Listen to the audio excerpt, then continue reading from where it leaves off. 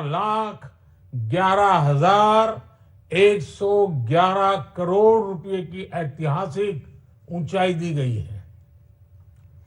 अर्थशास्त्रियों की भाषा में कहें तो एक प्रकार से स्वीट स्पॉट है।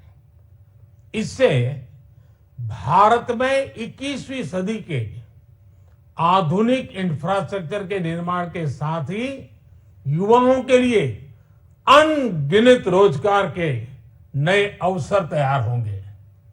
बजट में वंदे भारत स्टैंडर्ड की 40,000 आधुनिक बोगियां बनाकर उन्हें सामान्य यात्री ट्रेनों में लगाने का ऐलान किया गया है। इससे देश के अलग अलग रेल रूट पर करोड़ों यात्रियों में आरामदायक यात्रा का अनुभव बढ़ेगा। साथियों, हम एक बड़ा लक्ष्य तय करते हैं, उसे प्राप्त करते हैं और फिर उससे भी बड़ा लक्ष्य अपने लिए तय करते हैं।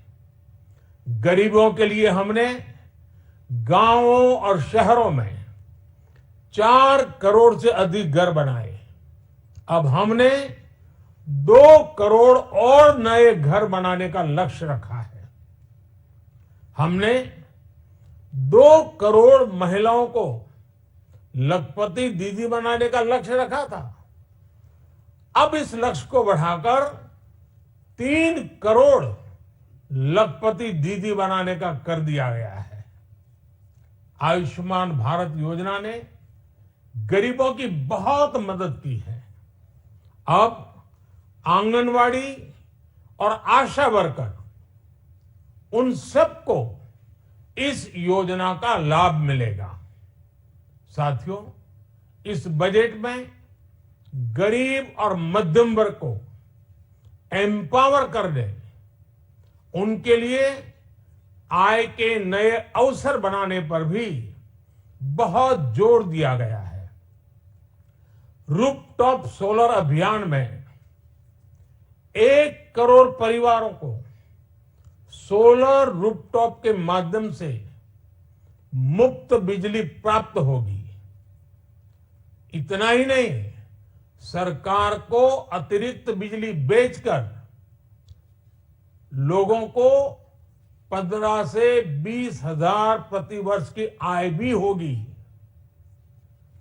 और ये हर परिवार को होगी। साथियों, आज जिस इनकम टैक्स रेमिशन स्कीम की घोषणा की गई है, उससे मध्यम वर्ग के करीब 1 करोड़ लोगों को बड़ी राहत मिलेगी।